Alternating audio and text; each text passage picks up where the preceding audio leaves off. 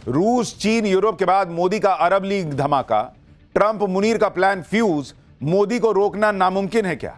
International media से लेकर अमेरिकी बिजनेसमैन सबने कह दिया मोदी बना देंगे भारत को नंबर 1।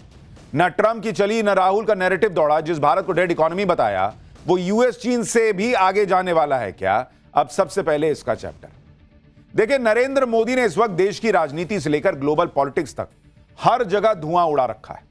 दुनिया कह रही है कि नरेंद्र मोदी और भारत अनस्टॉपेबल है बॉस। मोदी और भारत रुकने वाले नहीं है। ट्रंप भले ही दुनिया को कितनी ही अपनी हनक दिखाएं, सनक दिखाएं, लेकिन भारत की रफ्तार न ट्रंप रोक सकते हैं ना कोई और रोक सकता है। यह है नया भारत बॉस। और यह दुनिया कह रही है, अमेरिकी कह रहे हैं, हर कोई कह रहा है कि मोदी एंड इंडिया दोनों अनस्टॉपेबल है। आज हम आपको बताएंगे इंटरनेशनल मीडिया से लेकर खुद अमेरिका के बिजनेसमैन और अमेरिका के एक्सपर्ट कैसे यह बात कह रहे हैं कि मोदी भारत को नंबर 1 बना देंगे। किसने यह बात कह दी कि ट्रंप भले ही खुद को ताकतवर समझते हो, लेकिन ट्रंप से ज्यादा ताकतवर आज की डेट में मोदी है। आपको यह भी बताऊंगा कि मोदी और भारत की जबरदस्त पावर के सामने ना तो ट्रंप की चली, ना ही उन लोगों का नैरेटिव दौड़ा जो लोग भारत को डेड इकोनॉमी बता रहे थे। आज ग्लोबल पॉलिटिक्स में नरेंद्र मोदी के नए धमाके कौन से हुए? रूस और चीन के बाद अब यूरोप, और उसके बाद मोदी वो धमाका कर रहे हैं कि ट्रंप और मुनीर दोनों को बहुत दिक्कत हो जाएगी। और सिर्फ ग्लोबल पॉलिटिक्स में मोदी का ऐसा तहलका नहीं है, देश की राजनीति में भी वो काम नरेंद्र मोदी कर रहे हैं कि इंडी वालों को अपना किला बचाना मुश्किल पड़ रहा है।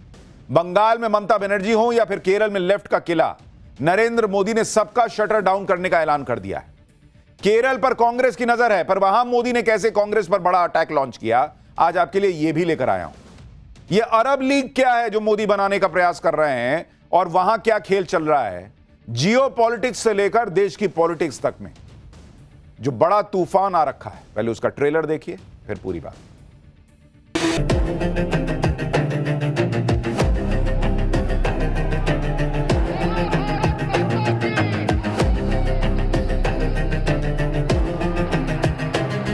आज मेरे लिए बहुत भावुक पल है। लाखों कार्यकर्ताओं का परिश्रम रंग ला रहा है। कांग्रेस आज माओवादियों से ज्यादा और मुस्लिम लीग से भी ज्यादा कम्युनल हो गई है।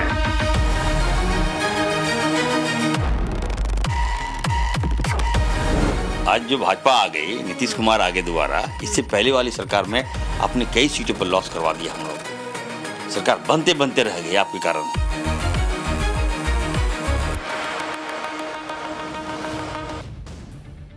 देश की पॉलिटिक्स में तो नरेंद्र मोदी का तोड़ इन लोगों को मिल नहीं रहा, लेकिन आप यह भी देखिए कि ग्लोबल पॉलिटिक्स में भी नरेंद्र मोदी का कोई जोड़ नहीं दिख रहा। कल ही डोनाल्ड ट्रंप ने दावोस में गाजा पीस बोर्ड की शुरुआत की तो मात्र 19 देश आए, उसमें भी भारत नहीं था। और जो 19 थे उसमें से 10-11 तो ऐसे देश थे जिनको ट्रंप ने कह रखा है कि वीजा नहीं देंगे अभी। तो सोचिए वो कैसे देश रहे होंगे जो अमेरिका में वीजा के लायक नहीं है। G7 के देश वहां नहीं थे, भारत नहीं था, यूएनएससी के परमानेंट मेंबर चीन, रूस को ये नहीं था, तो कौन बात का वहां पे मीटिंग कर रहे थे? यानी डोनाल्ड ट्रंप का पावर शो फेल होता दिखा। इधर ट्रंप गाजा पर प्लान बना रहे, उधर पीएम मोदी ने 20 देशों की अरब लीग के नेताओं को भारत बुला लिया है। 30 और 31 जनवरी को भारत में अरब देशों के नेता जुटने वाले हैं।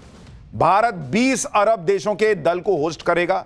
अरब लीग 22 देशों का यानी 22 देशों का संगठन है जिसकी स्थापना 1945 में हुई थी, और इस लीग में शामिल ज्यादातर देशों के साथ भारत के अच्छे संबंध हैं। सूत्र बता रहे हैं कि सऊदी अरब, यूएई, जॉर्डन, मोरक्को जैसे देशों के विदेश मंत्री इस मौके पर भारत आ सकते हैं, और ये वो देश हैं जो कल ट्रंप के साथ गाजा पीस बोर्ड की बैठक कर चुके हैं।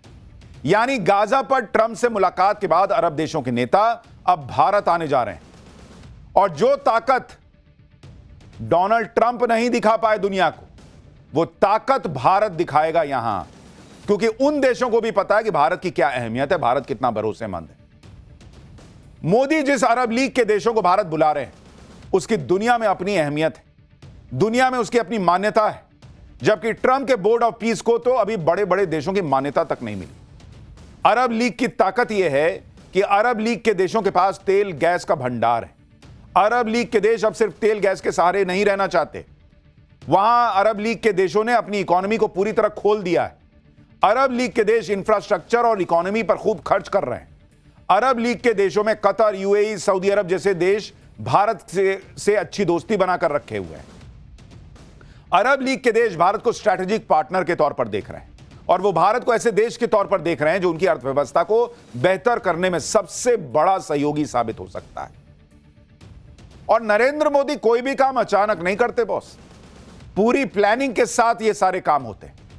अरब लीग की बात आज हो रही है कि भाई सब आने वाले हैं, सब आने वाले हैं, लेकिन आप देखिए कि पिछले महीने ही वो दो ऐसे देशों के दौरे पर गए थे जो अरब लीग का हिस्सा हैं। एक तो जॉर्डन, दूसरा ओमान। जॉर्डन में नरेंद्र मोदी का जबरदस्त स्वागत हुआ था। ओमान ने पीएम मोदी को अपना सर्वोच्च नागरिक सम्मान दिया था। यानी जो लोग कहते हैं अरे मोदी तो विदेश घूमते हैं, उस हर दौरे में एक तो वो भारत को जाकर वहां पर स्थापित करते हैं कि देखो भारत कितना बदल गया, आओ यहां बिजनेस करो, भारत का कद ऊंचा करते हैं और फिर वहां पर अपनी स्ट्रैटेजिक जो उनकी सोच है कि कैसे किसको कहां लेके चलना है, कैसे क्या सेट करना है, वो करके आते हैं। और नरेंद्र मोदी ने जियो पॉलिटिक्स का पूरा खेल बदल कर रखा है।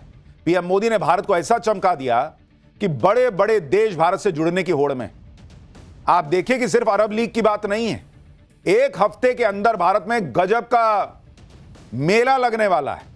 अगले कुछ दिनों में कैसे भारत में कूटनीति का मेला लगने वाला है, दुनिया के बड़े बड़े देशों के नेता भारत के चक्कर लगा रहे हैं। आज आपको देखना चाहिए, नए साल के शुरुआती 23 दिनों में ही जर्मनी, यूएई, पोलैंड, स्पेन के नेता भारत ऑलरेडी आ चुके हैं। इसके अलावा 26 जनवरी को यूरोपियन यूनियन के नेता भारत आ रहे हैं।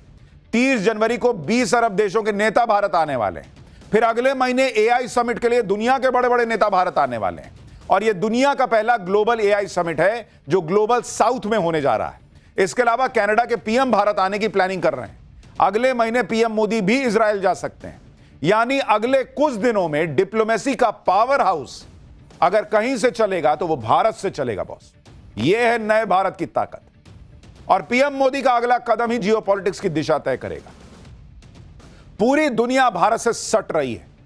जो भारत के साथ होगा उसको पता है कि भाई हम भारत के साथ सटे रहेंगे तो सारी मुसीबत से निकल लेंगे, पार पा लेंगे, ट्रंप से भी भिड़ लेंगे, अपनी तरक्की भी देख लेंगे। यही भारत की ताकत है जिसका लोहा दुनिया मान रही है। बात सिर्फ इतनी नहीं है, बड़े बड़े एक्सपर्ट कह रहे हैं कि नरेंद्र मोदी की लीडरशिप में भारत अब वो ताकत बन चुका है जिसे रोकना नामुमकिन है। दुनिया कह रही है कि मोदी अनस्टॉपेबल हैं। वो फिल्म में डायलॉग नहीं था कि फ्लावर समझा क्या फायर है। नरेंद्र मोदी ने साबित किया है कि भारत को डेड इकोनॉमी समझा क्या, भारत अनस्टॉपेबल है। अमेरिका में बड़ी बड़ी कंपनी के चीफ एक्सपर्ट यही बात कह रहे हैं कि यह भारत का वक्त है बॉस। अमेरिका की एक मल्टीनेशनल कंपनी कार्लाइल ग्रुप के फाउंडर डेविड रूबेनस्टीन ने कहा है कि अगले 20 से 30 साल में भारत दुनिया की सबसे बड़ी अर्थव्यवस्था बन जाएगा। भारत अभी दुनिया की सबसे तेजी से बढ़ती अर्थव्यवस्था है और जल्दी ही भारत जर्मनी को पीछे छोड़कर तीसरी सबसे बड़ी अर्थव्यवस्था बन जाएगा। लेकिन वो तो प्रिडिक्शन कर रहे हैं कि भारत जैसे आगे बढ़ रहा है, जिस दिशा में आगे बढ़ रहा है, भारत अमेरिका को भी पीछे छोड़ेगा, चाइना को भी पीछे छोड़ेगा और नंबर 1 अर्थव्यवस्था बन जाएगा। आप सोचिए, ये अमेरिका के लोग कह रहे हैं। एक तरफ अमेरिका के बड़े बड़े बिजनेसमैन नरेंद्र मोदी और भारत की ताकत के बारे में बात कर रहे हैं और दूसरी तरफ ट्रंप हैं जो ये मानकर बैठे हैं कि वही सबसे ताकतवर है, उनके आगे कोई है नहीं। लेकिन खुद अमेरिका के एक्सपर्ट कह रहे हैं कि ट्रंप नहीं, पीएम मोदी और जिनपिंग ज्यादा ताकतवर हैं। अमेरिकी राजनीतिक विश्लेषक इयान ब्रेमर ने बड़ा बयान दिया है और वो इसकी वजह भी बता रहे हैं। ब्रेमर ने पीएम मोदी को ट्रंप से बेहतर स्थिति में बताया। ब्रेमर ने कहा कि नरेंद्र मोदी का लंबा कार्यकाल उन्हें ट्रंप या कई अन्य यूरोपीय नेताओं के मुकाबले ज्यादा आक्रामक तरीके से सुधारों को आगे बढ़ाने का मौका देता है। अमेरिकी एक्सपर्ट ने कहा कि एक नेता के तौर पर लंबे समय तक बने रहने से मोदी कई यूरोपीय नेताओं की तुलना में ज्यादा असरदार तरीके से जवाब दे पाते हैं और हमने पिछले कुछ समय में यह देखा है। ब्रेमर ने कहा कि ट्रंप का कार्यकाल स्वाभाविक रूप से सीमित है और उनके बाद आने वाला राष्ट्रपति उनके कई कामों को खत्म कर सकता है। इसी तरह ब्रेमर ने चीन का जिक्र करते हुए कहा कि चीन के राष्ट्रपति को ट्रंप से बेहतर स्थिति में बताया। ब्रेमर ने कहा कि शी जिनपिंग के पास मिड टर्म चुनाव नहीं होते, उनके पास स्वतंत्र न्यायपालिका नहीं है। ट्रंप 3 साल बाद वहां नहीं होंगे, शी जिनपिंग होंगे। इसलिए शी जिनपिंग कई मामलों में नेता के तौर पर बेहतर स्थिति में। और अगर दोनों को आप देखिएगा, नरेंद्र मोदी और शी जिनपिंग, नरेंद्र मोदी को हर 5 साल में रिपोर्ट कार्ड सामने रखकर पब्लिक से मैंडेट जुटाना पड़ता है कि भाई हां ठीक है, आप ही लीड कीजिए। जिनपिंग को वो नहीं करना पड़ता। तो बेहतर स्थिति में अपनी जो भारत की ताकत बन रही है, उसमें नरेंद्र मोदी जिस तरीके से लेकर चल रहे हैं, उसको सबसे ऊपर देखा जा रहा है। दुनिया के एक्सपर्ट मान रहे हैं कि उथल पुथल भरी दुनिया में नरेंद्र मोदी ही ऐसे नेता हैं जो लगातार चुनकर आ रहे हैं, लंबे समय से प्रधानमंत्री हैं, और यह बात उनके पक्ष में जा रही है। क्या इंटरनेशनल बिजनेसमैन, क्या इंटरनेशनल एक्सपर्ट, क्या इंटरनेशनल मीडिया इस वक्त सभी पीएम मोदी और भारत की तारीफ में बिछ गए। इंटरनेशनल मैगजीन द इकोनॉमिस्ट ने फिर पीएम मोदी की तारीफ कर दी है। द इकोनॉमिस्ट ने कहा है कि मोदी की कार्यशैली की एक अनोखी बात यह है कि रुकावटें भारत के प्रधानमंत्री को बेहतर शासन करने में सक्षम बना देती हैं। आर्टिकल में कहा गया है कि साल 2028 तक भारत की अर्थव्यवस्था जर्मनी को पीछे छोड़ देगी। अमेरिका के टैरिफ के बावजूद पिछले कुछ सालों से मैन्युफैक्चरिंग को जिस तरह से प्रमोट किया जा रहा है, उसके नतीजे दिख रहे हैं। एक और आर्टिकल में द इकोनॉमिस्ट ने लिखा कि the ascent of India's economy, यानी भारतीय अर्थव्यवस्था का उत्थान, भारत दुनिया की सबसे तेजी से बढ़ती अर्थव्यवस्था है। इसी तरह एक और ग्लोबल न्यूज एजेंसी ब्लूमबर्ग ने छापा है कि चीन के रैपिड इलेक्ट्रिफिकेशन को चमत्कार माना गया, लेकिन कुछ मायनों में भारत इसमें भी चीन से भी आगे। भारत सस्ती ग्रीन टेक्नोलॉजी का इस्तेमाल कर चीन से भी तेजी से इलेक्ट्रिफिकेशन कर रहा है, अपने लोगों तक बिजली पहुंचा रहा है। दुनिया में भारत की चर्चा हो रही है बॉस।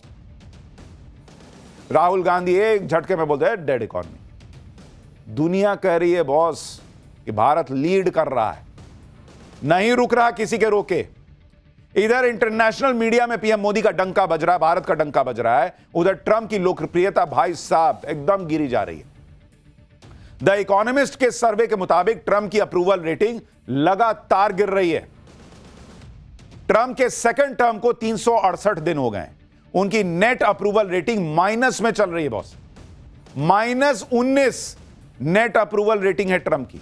वैसे ट्रंप को 37% अप्रूव और 56% लोग डिसअप्रूव कर रहे हैं। यानी ट्रंप का 1 साल हुआ है, मात्र 1 साल, और लोग बर्दाश्त नहीं कर पा रहे इस आदमी को। माइनस में है अप्रूवल रेटिंग, मतलब जितने लोग पसंद कर रहे हैं उससे ज्यादा लोग नापसंद कर रहे हैं। जिस आदमी को इतना बड़ा मैंडेट देकर चुना था लोगों ने, 1 साल में सोचिए, अपने सनक की वजह से इस आदमी ने अपनी पॉपुलैरिटी खो दी। और ट्रंप खुद को तो डुबा ही रहे हैं। जो लोग ट्रंप के चक्कर में पड़े हैं वो भी डूबेंगे, और इनमें एक पाकिस्तान भी है। ट्रंप एक इशारा करते हैं, मुनीर शहबाज भाई साहब एकदम लाइन में खड़े रहते कि आगे सर, अभी आ गए आपके सामने। ट्रंप ने इस बार मुनीर शहबाज को ऐसा फंसा दिया कि लेने के देने पड़ गए। ट्रंप के गाजा पीस बोर्ड सेरेमनी में जाकर शहबाज और मुनीर चौड़े होकर घूम रहे थे, लेकिन मुनीर शहबाज के साथ खेल हो गया, क्योंकि ट्रंप के गाजा प्लान में शामिल होकर एक तरह से पाकिस्तान ने इजराइल को मान्यता दे दी। अब लोग कह रहे हैं कि पाकिस्तान को गाजा में इजराइल के अंडर काम करना होगा। पाकिस्तान में इसको लेकर लोग बहुत फायर हैं, गुस्सा है भाई, क्योंकि वो तो इजराइल से नाराज रहते हैं। अब उनके यहां का प्राइम मिनिस्टर वहां बैठकर डोनाल्ड ट्रंप के जूते में पॉलिश लगाने के चक्कर में उसी इजराइल के साथ काम करने को तैयार है। इमरान खान की पार्टी इसका विरोध कर रही है। पाकिस्तान में दूसरी विपक्षी पार्टियां इस फैसले के खिलाफ हैं। सोशल मीडिया पर तो शहबाज शरीफ और मुनीर का मजाक उड़ रहा है, मीम्स बन रहे हैं, बाढ़ आ गई है मीम्स की। यानी ट्रंप के चक्कर में जो पड़ रहा है उसकी क्लास लग जा रही। लेकिन हमारे यहां भी कुछ लोग ऐसे हैं जिन्हें यह समझ में नहीं आता, वो भी ट्रंप की लाइन ही बोलते हैं। जैसे राहुल गांधी, ट्रंप ने भारत को डेड इकोनॉमी कहा था तो राहुल गांधी वही बात दोहरा रहे थे। अब राहुल गांधी ने फिर से डेड इकोनॉमी की बात की। मतलब इतना डेड इकोनॉमी को लेकर मजाक बन गया इनका। दुनिया भर से रिपोर्ट आ रही है, दुनिया में तारीफ हो रही है। राहुल गांधी को लगता है कि भाई मैं कैसे, मैंने बोल दिया तो बोल दिया, अब मैं नहीं छोड़ूंगा, चाहे गलत हो चाहे सही। आज राहुल गांधी ने एक वीडियो शेयर करते हुए सोशल मीडिया पर लिखा कि 50% टैरिफ और अनिश्चितता भारत के टेक्सटाइल एक्सपोर्ट को बहुत नुकसान पहुंचा रही है। जॉब्स जा रही हैं, फैक्ट्रियां बंद हो रही हैं और घटती मांग हमारी डेड इकोनॉमी की सच्चाई है। राहुल गांधी ने कहा कि पीएम मोदी ने ना कोई मदद की, ना कभी टैरिफ पर कुछ कहा, जबकि 4.5 करोड़ नौकरियां और लाखों बिजनेस दांव पर लगे। मोदी जी आपकी जवाबदेही है, प्लीज इस मुद्दे पर ध्यान दें।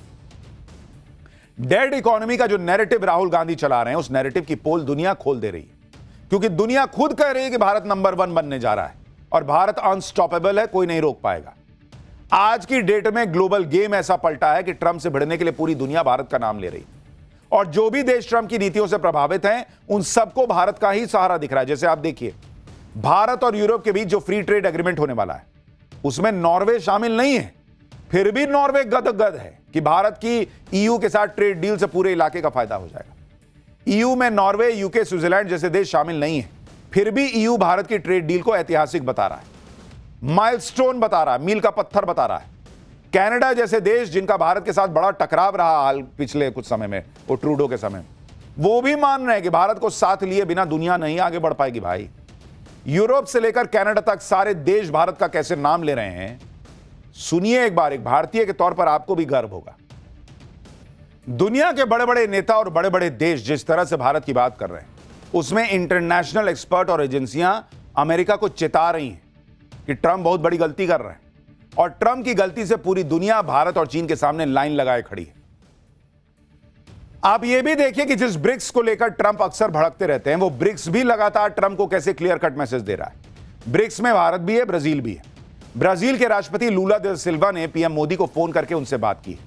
राष्ट्रपति लूला दा सिल्वा और पीएम मोदी ने भारत ब्राजील की स्ट्रैटेजिक पार्टनरशिप पर चर्चा की। लूला दा सिल्वा अगले महीने भारत आने वाले हैं, जहां एआई इंपैक्ट समिट में वो हिस्सा लेंगे। भारत और ब्राजील दोनों वो देश हैं जिन पर ट्रंप ने 50% का टैरिफ लगा रखा है। अब चाहे ग्लोबल पॉलिटिक्स हो या फिर देश की पॉलिटिक्स, इस वक्त पीएम मोदी जिस तरह के तेवर में है, वो विरोधियों का पैकअप करने के पहले रुकने वाले मूड में लग नहीं रहे। देश के अंदर देखिए, अब आप वो बैक टू बैक चुनाव जीत रहे हैं, विधानसभा का चुनाव हो या निकाय चुनाव। जिन चुनावों में बीजेपी को दशकों से जीत नहीं मिली, वहां भी नरेंद्र मोदी ने जीत हथ दिलाई है। पीएम मोदी इस वक्त अनस्टॉपेबल बन गए हैं। आज पीएम मोदी केरल और तमिलनाडु के दौरे पर रहे। केरल में पीएम मोदी ने तिरुवनंतपुरम में रोड शो किया, और पीएम मोदी के रोड शो में कैसे जबरदस्त उनका क्रेज दिखा केरल में, बॉस, जहां बीजेपी कभी सत्ता में नहीं रही है। देखिए जरा एक झलक देखिए।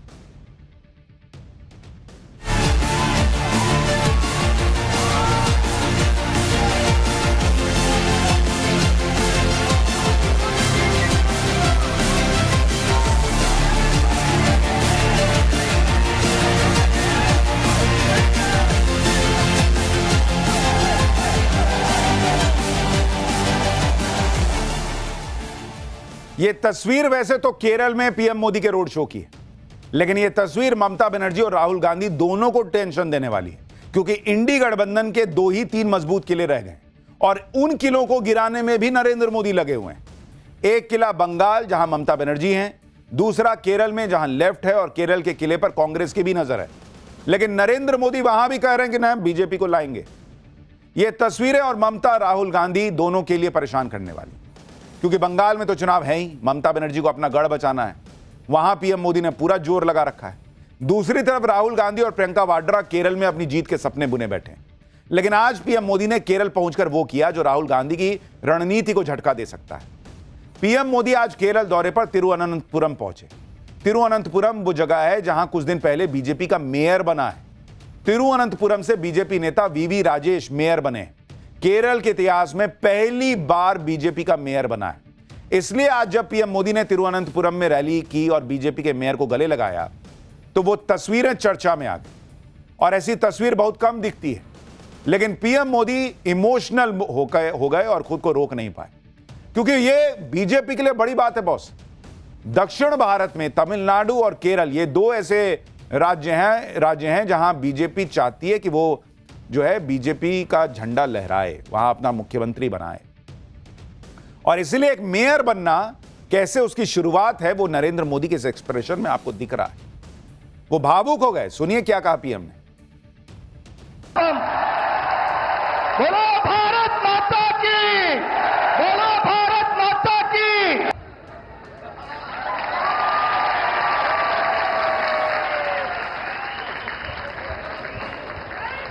आज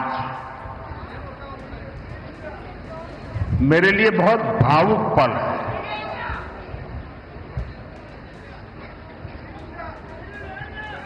लाखों कार्यकर्ताओं का परिश्रम रंग ला रहा है। आज मैं सबसे पहले केरला की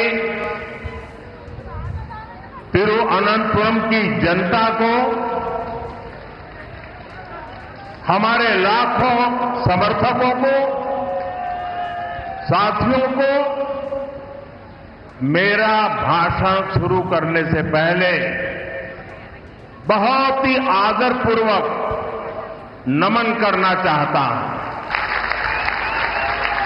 बोलो भारत माता की, बोलो भारत माता की, बोलो भारत माता की, जय जय नरेंद्र मोदी। केरल में हाल ही में जिस तिरुवनंतपुरम नगर निगम को पहली बार बीजेपी ने जीता, वो 40 साल से वामपंथियों का किला था।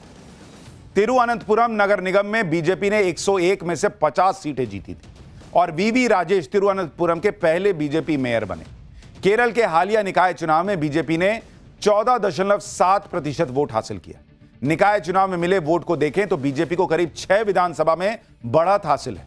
निकाय चुनाव के वोटों के हिसाब से केरल की 12 विधानसभा सीटों पर बीजेपी दूसरे नंबर पर रही।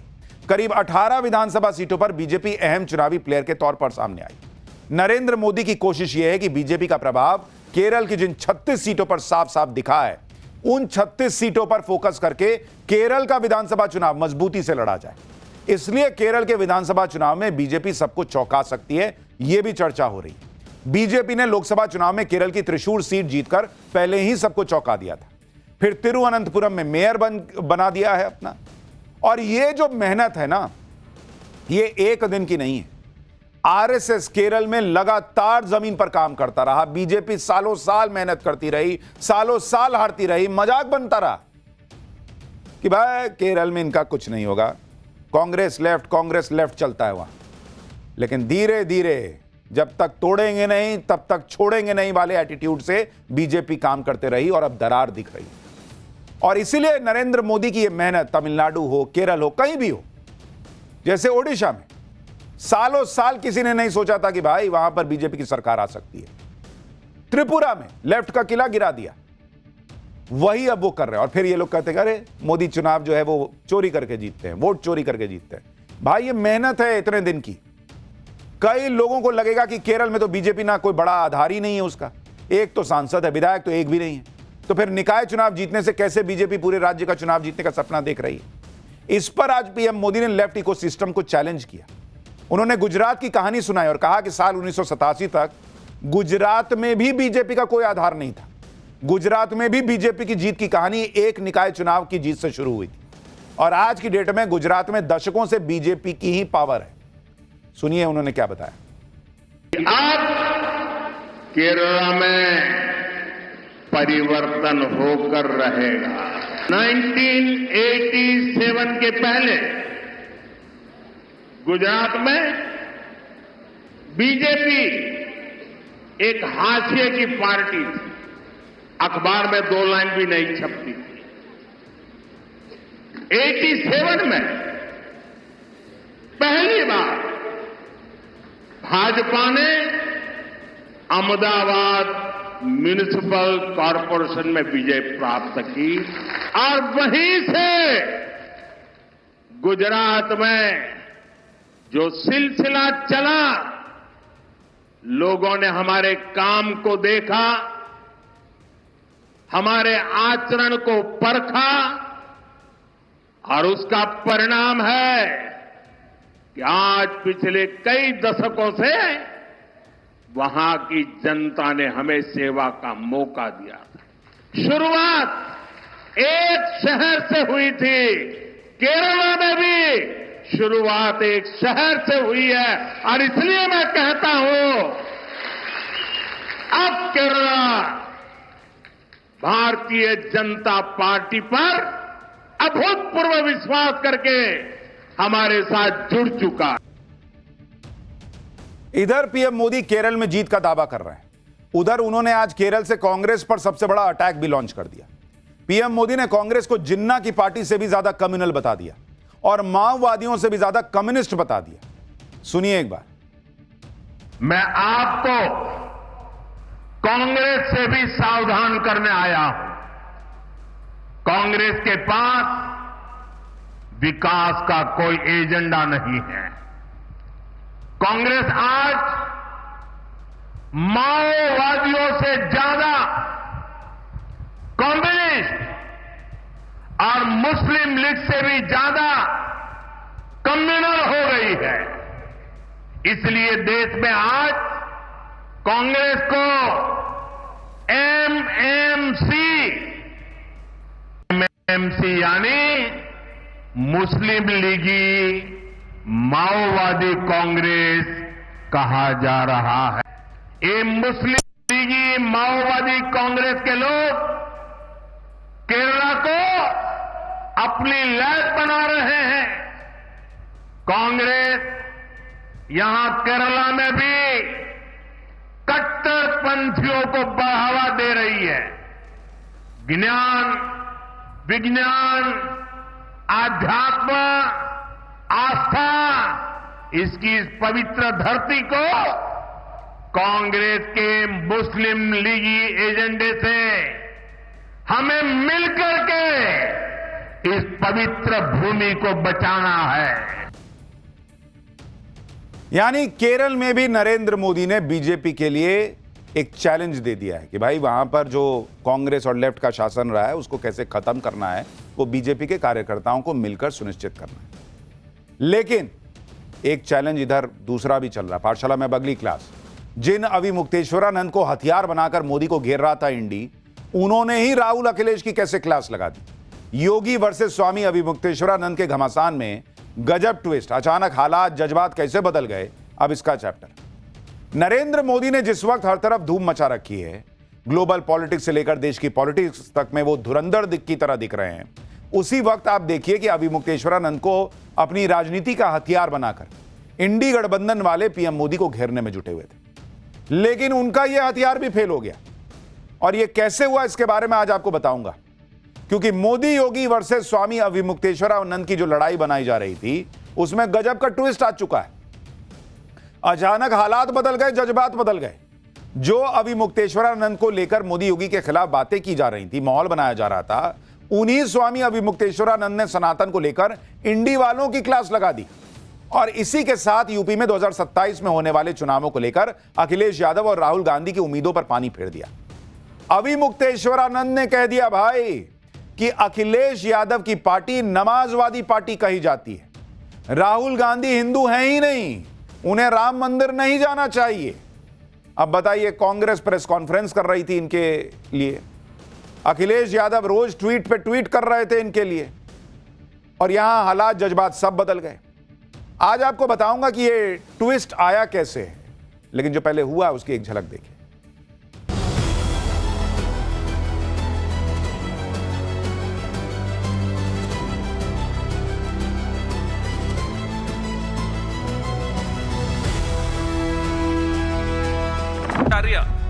जो सनातन के सिरमौर माने जाते हैं, होते हैं। राहुल गांधी राम मंदिर जाने वाले हैं। उनको नहीं जाने देना चाहिए क्योंकि वो अब हिंदू धर्म में नहीं है।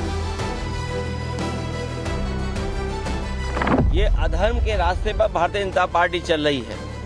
पूजनीय शंकराचार्य जी का पूरा सम्मान होना चाहिए।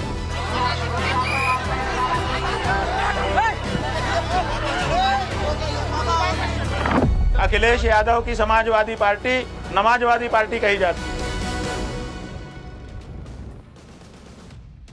जिन स्वामी अविमुक्तेश्वरानंद को लेकर आज अचानक हालात और जज्बात बदल गए, वो पिछले 5 दिनों से प्रयागराज माघ मेले में धरने पर बैठे। 18 जनवरी को मौनी अमावस्या पर पालकी पर बैठकर संगम नोज जाने से भड़के स्वामी अविमुक्तेश्वरानंद ने आज संगम पर बसंत पंचमी का स्नान भी नहीं किया। स्वामी अविमुक्तेश्वरानंद की इसी नाराजगी को इंडी गठबंधन वालों ने मोदी योगी को घेरने का हथियार बना लिया। स्वामी अविमुक्तेश्वरानंद के सम्मान के बहाने यूपी में 2027 में होने वाले विधानसभा चुनाव का एजेंडा सेट करने की कोशिश शुरू हुई। इसमें अखिलेश यादव सबसे आगे नजर आए। अखिलेश यादव ने मौनी अमावस्या के स्नान को लेकर हुए बवाल के अगले ही दिन स्वामी अविमुक्तेश्वरानंद से फोन पर बात की थी। उनके पक्ष में मजबूती के साथ खड़े होने का भरोसा दिया था। इसके बाद उन्होंने यूपी विधानसभा में नेता विपक्ष माता प्रसाद पांडे को स्वामी अभिमुक्तेश्वरानंद से मिलने प्रयागराज भेज दिया। लखनऊ में समाजवादी पार्टी के दफ्तर के बाहर स्वामी अभिमुक्तेश्वरानंद के समर्थन में पोस्टर लगा दिए गए। अखिलेश यादव ने इस मुद्दे पर एक के बाद एक ट्वीट ठोक दिए और सीएम योगी को घेरने की कोशिश की। शायद अखिलेश यादव मान चुके थे कि ऐसा करके 2027 के यूपी चुनाव से पहले वो पीएम मोदी के साथ एकजुट हो चुके हिंदू वोट बैंक में सेंध लगा देंगे।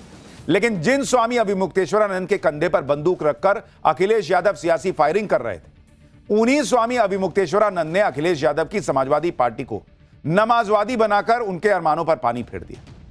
सुनिए अभिमुक्तेश्वरानंद को वो क्या कह रहे हैं अखिलेश यादव की पार्टी के लिए। अखिलेश यादव की समाजवादी पार्टी नमाजवादी पार्टी कही जाती है। क्यों कही जाती है? क्योंकि हिंदुओं के किसी मुद्दे पे खड़ी नहीं होती उनकी पार्टी। क्यों नहीं खड़ी होती है? क्या हिंदू वोटर नहीं है उनके? यही हमने उनको कहा कि हम तो अकेले रह जाते हैं जब हमको अपने लिए लड़ने का मौका मिलता है। यही हमने उनको कहा। और क्या कहा हमने? बेचारे अखिलेश यादव जितना ट्वीट पे ट्वीट कर रहे थे, बात पे बात कर रहे थे, वही स्वामी अभिमुक्तेश्वरानंद उनकी पार्टी को नमाजवादी पार्टी कह रहे हैं। अब ये देखिए कि जिस अखिलेश यादव की पार्टी को स्वामी अभिमुक्तेश्वरानंद नमाजवादी कह रहे हैं, उन्होंने कैसे स्वामी अभिमुक्तेश्वरानंद के सम्मान को मुद्दा बनाकर मोदी योगी के खिलाफ मोर्चा खोला हुआ है। ये अधर्म के रास्ते पर भारतीय जनता पार्टी चल रही है। पूजनीय शंकराचार्य जी का पूरा सम्मान होना चाहिए, और अगर शंकराचार्य जी का ये सम्मान नहीं कर रहे हैं, गंगा स्नान या उस पावन स्थल पर उनके स्नान के लिए रोका जा रहा है, तो इससे बड़ा धर्म क्या हो सकता है? अगर इसका कोई भागीदार है तो भारतीय जनता पार्टी की सरकार है। अखिलेश यादव ही नहीं, इंडी में उनकी सहयोगी कांग्रेस ने भी खुद को स्वामी अभिमुक्तेश्वरानंद के समर्थन में खड़ा दिखाने में कोई कसर नहीं छोड़ी। मौनी अमावस्या को हुए बवाल के बाद कांग्रेस ने स्वामी अभिमुक्तेश्वरानंद के सम्मान के मुद्दे पर लंबी चौड़ी प्रेस कॉन्फ्रेंस कर दी थी और इस मुद्दे पर पीएम मोदी और सीएम योगी पर ताबड़तोड़ हमले किए थे। एक बार पवन खेड़ा का वो बयान सुनिए, फिर आपको बताता हूं कि स्वामी अभिमुक्तेश्वरानंद ने कैसे कांग्रेस की पूरी सनातन पॉलिटिक्स को फेल कर दिया और उल्टे राहुल गांधी के हिंदू होने पर सवाल उठा दिया है। लेकिन पहले एक बार पवन खेड़ा को सुनिए। आर्य जो सनातन के सिरमौर माने जाते हैं होते हैं, कोई डीएम तय करेगा, प्रशासन तय करेगा, कोई मुख्यमंत्री तय करेगा कि वो शंकराचार्य हैं या नहीं है। आप हैं कौन? आपकी औकात क्या है? आधी रात को आप नोटिस देके पूछ रहे हैं कि आप शंकराचार्य नहीं हैं? भाई कभी सुना आपने? और ये अपने आप को हिंदुओं का ठेकेदार मानते हैं। पवन खेड़ा जी खुद स्वामी अभिमुक्तेश्वरानंद को सनातन का सिरमौर बता रहे हैं, आपने सुना?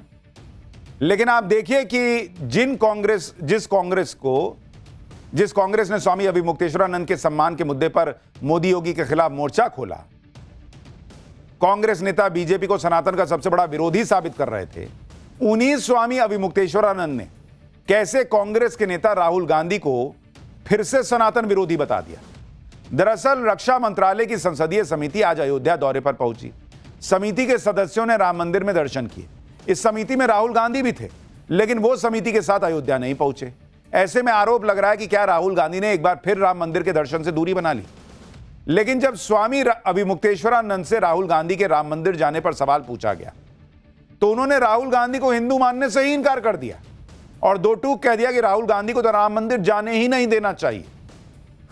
तो जो पवन खेड़ा स्वामी अभिमुक्तेश्वरानंद को सनातन का सिरमौर बता रहे थे, वही सिरमौर राहुल गांधी को हिंदू ही नहीं मान रहे हैं। सुनिए एक बार।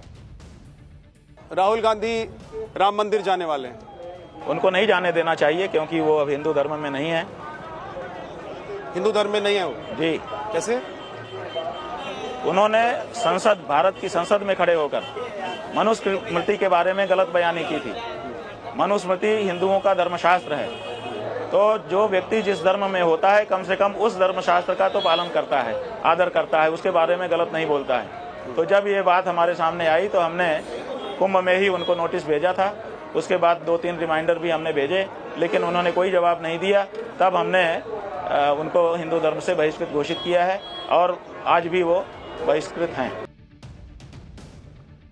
अब बताइए, कांग्रेस पार्टी स्वामी अविमुक्तेश्वरानंद के नाम पर प्रेस कॉन्फ्रेंस कर रही थी। स्वामी अविमुक्तेश्वरानंद कह रहे हैं कि राहुल गांधी हिंदू मानते नहीं, उनको राहुल गांधी को वो हिंदू ही नहीं मानते। अब चूंकि कांग्रेस पार्टी इनको सिरमौर मानती है, तो क्या वो भी मानती है कि राहुल गांधी हिंदू नहीं है क्योंकि स्वामी अविमुक्तेश्वरानंद ने कह दिया है? स्वामी अविमुक्तेश्वरानंद ने इंडी गठबंधन के उस एजेंडे को भी धुआं धुआं कर दिया, जिसके जरिए केंद्र की मोदी सरकार और यूपी की योगी सरकार को मुस्लिम विरोधी ठहराने की कोशिश होती रही है। मुसलमानों को डरा और सहमा हुआ बताया जाता है। सुनिए, बीजेपी की सरकारों में मुसलमानों और मस्जिदों को टारगेट किए जाने के सवाल पर स्वामी अविमुक्तेश्वरानंद क्या कह रहे हैं। अभी तक कोई मस्जिद नहीं तोड़ी गई। अभी तक कोई मस्जिद एक भी रिपोर्ट नहीं हुई है कि तोड़ी गई हो। हाँ, जो मंदिर था वो मंदिर के बारे में मांग जरूर प्रबल हुई है और वो होना भी चाहिए। जिस समय वो ताकत में थे उन्होंने मंदिर तोड़े, तो जब हिंदू ताकत में आएगा तो पलटेगा नहीं तख्ता। स्वामी अविमुक्तेश्वरानंद ने इंडी वालों का सारा प्लान ही चौपट कर दिया। इंडी वालों ने भी नहीं सोचा होगा कि जिन्हें वो अपनी सियासत का हथियार बना रहे हैं वो ऐसा यू टर्न मार देंगे। लेकिन सवाल ये हुआ कैसे, हालात जज्बात बदले कैसे? अचानक अविमुक्तेश्वरानंद इंडी वालों पर ही अटैक क्यों करने लगे? क्या इसकी वजह यह है कि अविमुक्तेश्वरानंद को जो दो नोटिस आए, उनसे शंकराचार्य होने के दावे पर जो सवाल पूछ लिए गए, उनके स्नान को लेकर जो विवाद पैदा करने की कोशिश की गई, उस पर साधु संतों का गुस्सा अविमुक्तेश्वरानंद पर ही फूट गया? क्या यही सारी वजह है कि अविमुक्तेश्वरानंद के सुर धीरे धीरे बदल रहे हैं? आप सुनिए कैसे जगतगुरु रामभद्राचार्य हों या फिर केंद्रीय संत समिति के अध्यक्ष स्वामी जितेंद्रानंद सरस्वती और अखाड़ा परिषद के अध्यक्ष महंत रविंद्रपुरी, सब ने स्वामी अविमुक्तेश्वरानंद पर सवाल उठा दिए थे। पहले ही दिन मैंने कह दिया ये शंकराचार्य नहीं है, इसमें आचार्यत्व का कोई गुण नहीं है, इस पर तो देशद्रोह का मुकदमा चलाना चाहिए। मिट्टी पे बैठ के शरीर पर जल छिड़कवाना अभिषेक होता है क्या? ये फालतू की बातें हैं। शास्त्रों का इतना अपमान तो नहीं करना चाहिए व्यक्ति को। एक राजनीतिक व्यक्ति संत की श्रेणी में मत डालिए, संत शब्द का अपमान हो जाएगा। जो सुबह से शाम तक देश के प्रधानमंत्री, उत्तर प्रदेश के मुख्यमंत्री को गालियां बकने वाला, रोज एक नया षड्यंत्र हिंदुत्व के विरुद्ध करने वाला, जो मुख्तार अंसारी, अतीक अहमद जैसे हिंदू हत्यारों के, मुस्लिम माफियाओं के मरने पर आंसू बहाता हो, ऐसे व्यक्ति को संत की श्रेणी में मानना भी मैं मानता हूं संतत्व का अपमान। देखिए, सबसे बड़ी बात है कि इनको जो है मोदी जी को, गृह मंत्री जी को, योगी जी को बदनाम करना है। कैसे इन्होंने हमेशा यही प्रयास किया है, कैसे योगी को बदनाम किया जाए। क्या ये उचित है योगी जी को माँ की गाली देना? आपने क्या कहा? योगी कौन है? अकबर का बेटा है। योगी कौन है? हुमायूं का बेटा है। पर तुम किसके बेटे हो? तुम कौन हो? ये बातें उचित नहीं है। इसलिए मैं चाहता हूं कि इनको अपनी जिह्वा पे जो है बिल्कुल संयम रखे। यानी शायद स्वामी अविमुक्तेश्वरानंद को दिख गया कि एक तो पूरा संत समाज उनके खिलाफ है, उनके साथ नहीं है, और दूसरा योगी आदित्यनाथ भी नोटिस पे नोटिस भेजे जा रहे हैं। तो उन्होंने यू टर्न मार दिया और कांग्रेस और समाजवादी पार्टी की फजीहत हो गई। आप ये भी देखिए कि माघ मेले में पर्वों पर उमड़ रही भीड़ की वजह से स्वामी अविमुक्तेश्वरानंद से प्रशासन ने पालकी पर संगम नोज तक नहीं जाने की अपील की थी, लेकिन वो नहीं माने और सम्मान का मुद्दा बना दिया। जबकि आज बसंत पंचमी के स्नान की तस्वीरें आप देखिए, पूरी पीठ के शंकराचार्य स्वामी निश्चलानंद सरस्वती संगम स्नान के लिए व्हील चेयर पे गए। बॉस, वो चलने में असमर्थ हैं, इसलिए व्हील चेयर से उन्हें ले जाया गया। निश्चलानंद जी भी शंकराचार्य हैं, उन पर कोई विवाद भी नहीं है, वो भी सरकारों के खिलाफ बोलते हैं, लेकिन उन्होंने ये जिद नहीं पकड़ी कि जाऊंगा तो पालकी में ही जाऊंगा। इसी तरह शंकराचार्य नरेंद्रनंद सरस्वती भी बसंत पंचमी का पवित्र स्नान करने पैदल संगम पहुंचे। उन्होंने अपने भक्तों के साथ संगम पर आस्था की डुबकी लगाई और फिर वापस चले गए। किसी तरह का कोई विवाद नहीं हुआ। इसलिए जब पूरी पीठ के शंकराचार्य स्वामी निश्चलानंद सरस्वती से स्वामी अविमुक्तेश्वरानंद को लेकर हो रहे विवाद पर सवाल पूछा गया, तो उन्होंने कहा कि स्नान से किसी को नहीं रोका गया होगा, ताम झाम की वजह से रोका गया होगा। सुनिए एक बार उनको। नहाने से तो किसी को रोका नहीं गया होगा, ताम झाम से रोका गया होगा। नहाने से तो किसी को रोका नहीं गया होगा, ताम झाम से रोका गया होगा। तो इधर जो सियासी आग लगाने की कोशिश थी उस पर पानी पड़ गया, लेकिन पानी खाली सियासत पे थोड़ी पड़ा है। दिल्ली में पानी पड़ रहा है भाई, बारिश हो रही है इतनी ठंड में, बर्फ पड़ रही है। सो अलग अगला चैप्टर देखिए, दिल्ली एनसीआर में बारिश, पहाड़ों में गजब बर्फबारी, हमने आपसे कहा था मौसम यू टर्न लेगा, यू टर्न ले लिया, लेकिन सवाल है कि ठंड अभी और कितनी बढ़ने वाली है। बारिश, स्नोफॉल और कपा देने वाली ठंड की वो तस्वीरें हैं जिन्हें देख के ही लगेगा कि हाथ पैर जमने लगा है क्या। मौसम ने जिस तरह की करवट ली उसके बारे में हमने आपको पहले ही पाठशाला में बताया था कि स्वेटर जैकेट पैक मत कर दीजिएगा सोच के कि गर्मी आ गई है, ये अभी यू टर्न मारेगा। और वही हुआ। हमने जो आपको बताया था कि जैकेट, कंबल, रजाई पैक ना करना, सर्दी लौटेगी, वही हो गया। 24 घंटे में हो गया। दिल्ली और आसपास के इलाकों में बारिश और उधर पहाड़ों में ऐसी बर्फबारी कि सब देख के एकदम हैरान है। मैदान से लेकर पहाड़ तक मौसम का मिजाज बदल चुका है। दिल्ली एनसीआर में आज ऐसी बारिश हुई कि लोग कब कपा गए। दूसरी तरफ पहाड़ों पर भयंकर बर्फबारी हो रही है। शिमला क्या, मनाली क्या, हर जगह नजारा ऐसा कि आप देखकर चौंक जाएंगे। कश्मीर से लेकर केदारनाथ धाम तक जबरदस्त बर्फबारी हुई है। हेवी स्नोफॉल से जो हालात रूस में इस वक्त गए हैं, कुछ कुछ वैसी तस्वीरें जम्मू कश्मीर और हिमाचल प्रदेश में देखने को मिल रही। मतलब उतना बर्फ का टीला तो नहीं बना है, लेकिन गजब बर्फ पड़ी है। देखिए, इस बार अभी तक पहाड़ों पर बर्फबारी बहुत खास हुई नहीं थी। कई हिल स्टेशंस पर तो बर्फ गिरी ही नहीं थी, लेकिन आज सब कुछ बदल गया। पहाड़ों पर ऐसी बर्फबारी हुई कि चारों तरफ सफेद चादर बिछ गई। ऐसी बर्फबारी हुई कि हैरान करने वाली तस्वीरें आ गई। ये तस्वीरें जम्मू कश्मीर के उधमपुर की है, जहां भारी बर्फबारी के बीच 12 लोगों की जान आफत में आ गई।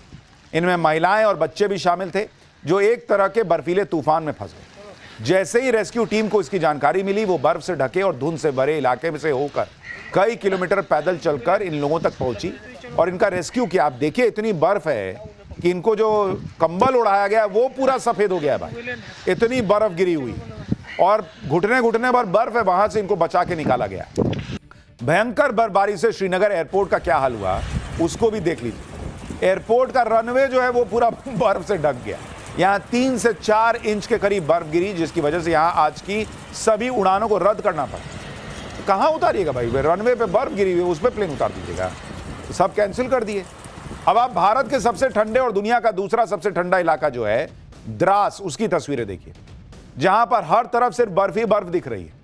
और आप जानकर हैरान हो जाएंगे कि यहां सर्दियों में तापमान -60 डिग्री सेल्सियस तक चला जाता है। कश्मीर का एक वायरल वीडियो देखिए। एक लड़का कमर तक बर्फ में फंसा हुआ है और वीडियो बना रहा है, कह रहा है कि उसे सुनकर आप वहां के हालात का अंदाजा लगा सकते हैं। सुनिए एक बार। हालांकि ये बर्फ के ऊपर ऊपर चल सकता था, लेकिन इसने गड्ढा करके वीडियो बनाया। थोड़ा रील वायरल भी तो होना चाहिए, और दिख भी रहा है कि कितनी बर्फ गिरी है। उधर माता वैष्णो देवी धाम में भी आज गजब की बर्फबारी हुई। बर्फ से ढके माता रानी के दरबार का नजारा बहुत शानदार दिख रहा है। आप देखिए, ऐसा लग रहा है जैसे किसी ने ब्लैक एंड व्हाइट फोटो खींची। लगातार बर्फबारी को देखते हुए प्रशासन ने वैष्णो देवी यात्रा फिलहाल स्थगित कर दी है। बर्फबारी की वजह से रास्तों पर बर्फ जमी हुई है, जिससे यात्रियों को चढ़ाई में दिक्कत आ सकती है। इसी को देखते हुए यात्रा स्थगित की गई है। तो वैष्णो देवी जाने वाले थे तो मत जाइएगा अभी। देवभूमि उत्तराखंड के केदारनाथ धाम में भी बर्फ गिरी है। केदारनाथ में इस बार देर से बर्फबारी हुई है। इसका इंतजार काफी समय से किया जा रहा है। केदारनाथ धाम में आज करीब 2 फीट तक बर्फबारी हुई। पहली बर्फबारी में बाबा केदार का धाम अलौकिक दिख रहा है। इस कठिन मौसम में भी उत्तराखंड पुलिस और आईटीबीपी के जवान पूरी निष्ठा और सतर्कता और समर्पण के साथ ड्यूटी पर तैनात हैं। केदार धाम की तरह गंगोत्री धाम में लंबे इंतजार के बाद सीजन की पहली बर्फबारी हुई, जिससे पूरा मंदिर प्रांगण अलग ही नजर आ रहा है। मनाली में भी आज बर्फबारी के लंबे इंतजार का अंत हुआ। सीजन की पहली भारी बर्फबारी ने मनाली में देखिए क्या हालत कर दी भाई। टेबल, चेयर सब ढक गया। मनाली में होटल के बाहर की इन तस्वीरों को देखिए। बाहर का सिटिंग एरिया पूरी तरह से बर्फ से ढका हुआ है। मनाली के मॉल रोड से लेकर सोलंग वैली, रोहतांग में अटल टनल तक 5 से 6 इंच की बर्फ गिर गई। रोहतांग में अटल टनल को बंद करना पड़ा। ये तस्वीर देखिए अटल टनल की भाई, वहां घुटने घुटने तक बर्फ गिर गई है। टनल में क्या करने जाइएगा। शिमला में मौसम ने मेहरबानी दिखाई और यहां भी भयंकर बर्फबारी देखने को मिली, जिससे पर्यटकों में जबरदस्त उत्साह दिखा। भाई वो तो पैसा लगा के बर्फ ही देखने गया था, बर्फ नहीं दिख रही थी तो पैसा वेस्ट था। अब वो कह रहा कि अरे भैया अब आया पैसा वसूल, बर्फ गिर गई, चलो भाई। ये तो है बॉस, बर्फ में मजा तो आता है, लेकिन गाड़ी चलाना बहुत रिस्की हो जाता है। उत्तराखंड में भी आज बर्फबारी का इंतजार खत्म हुआ। देख रहे हैं कैसे बर्फ गिरी जा रही है। मसूरी और धनोल्टी जैसे फेमस टूरिस्ट प्लेस पर स्नोफॉल हुआ है, जिससे टूरिस्ट बहुत खुश हैं। ये तस्वीरें आप देखिए जो रुद्रप्रयाग की हैं। चारों तरफ बर्फ ही बर्फ दिख रही है। ऊंचे ऊंचे हरे भरे पेड़ भी सफेद दिखने लगे। रुद्रप्रयाग में हुई बर्फबारी से टूरिस्ट बहुत खुश है। सुनिए वो कैसे बर्फबारी का आनंद ले रहे हैं। लंबे समय के इंतजार के बाद अब चोपता तुंगनाथ की पहाड़ियों ने भी बर्फ की चादर ओढ़ ली। आप ठीक सामने देख सकते हैं, ये चोपता तुंगनाथ है और इस क्षेत्र में कह सकते हैं जो हरे भरे पेड़ है वे पूरे के पूरे बर्फबारी से लगभग हो गए हैं। कुछ समय पहले ही कह सकते हैं कि आज से ही यहाँ पे बर्फबारी हुई है। बर्फबारी का आनंद लेने के लिए देश के विभिन्न राज्यों से यहाँ पे लोग पहुँच रहे। कुछ लोग हमारे साथ भी मौजूद हैं, उनसे जान लेते हैं। आप कहाँ से आए सर, नाम बताइए अपना। सूरत, गुजरात। ये बताइए, आप चोपता तुंगनाथ पहुंचे हैं, यहाँ पे कैसा लग रहा है आपको? बहुत मजा आ रहा है, फर्स्ट टाइम स्नोफॉल देख रहे, सब टीम के साथ आए थे और बहुत मजा आ रहा है, सब एंजॉय कर रहे हैं। मजा तो सबको आ रहा है, लेकिन थोड़ा एहतियात के साथ मजा लीजिए भाई। अब आप बर्फबारी में मिनी बुलडोजर का एक्शन देखिए। बुलडोजर को अवैध कब्जे ढाते हुए तो बहुत बार देखा होगा, लेकिन बुलडोजर से जान कैसे बचती है ये भी देखिए। जम्मू कश्मीर के हंदवाड़ा में सेना के एंटी टेरर ऑपरेशन में इस्तेमाल होने वाले इस मिनी बुलडोजर की मदद से एक मरीज की जान बचाई गई। भारी बर्फबारी की वजह से अस्पताल तक पहुंचने वाला रास्ता पूरी तरह बर्फ से ढक गया था, तो बर्फ जमा होने की वजह से यहां तक पहुंचना संभव नहीं था। मिनी बुलडोजर ने अपना कमाल दिखाया और चंद मिनटों में बर्फ को हटाकर रास्ता ही क्लियर कर दिया। तब जाकर मरीज अस्पताल पहुंच सका और उसकी जान बच सकी। बर्फबारी के बीच एक और शानदार तस्वीर आपको दिखाता हूं। हमने कल ही आपको दिखाया था कि पीएम मोदी ने कैसे इंडियन रेलवे का कायाकल्प कर दिया है। ये तस्वीर आप देखिए, जम्मू कश्मीर में बर्फ से ढकी वादियों के बीच वंदे भारत ट्रेन गुजर रही है। ये बनिहाल रेलवे स्टेशन की तस्वीर है। वंदे भारत ट्रेन कटरा से श्रीनगर की तरफ जा रही है और पूरे फिल्मी सीन लग रहा है भाई। एकदम सफेद सफेद नीचे बिछा हुआ है और उसमें भगवा ट्रेन चली जा रही है। और यूरोप की बर्फीली वादियों में जब आप ट्रेन को देखते हैं तो ऐसा ही फील आता है, वैसा भी भारत में आ रहा है। पहाड़ों पर बर्फबारी हो रही है। इधर दिल्ली एनसीआर में बारिश ने ठंड बढ़ा दी है। दिल्ली एनसीआर में आज सुबह से रुक रुक के बारिश हो रही है। सुबह तो लगातार काफी देर तक बारिश हुई, जिससे तापमान में गिरावट आई। दिल्ली एनसीआर में पिछले कई दिनों से तापमान बढ़ रहा था, जिससे लोगों को लगा कि अरे अब तो ठंड गया, लेकिन मौसम ने ऐसा यू टर्न मारा कि पब्लिक ठंड से कांपने लग गई।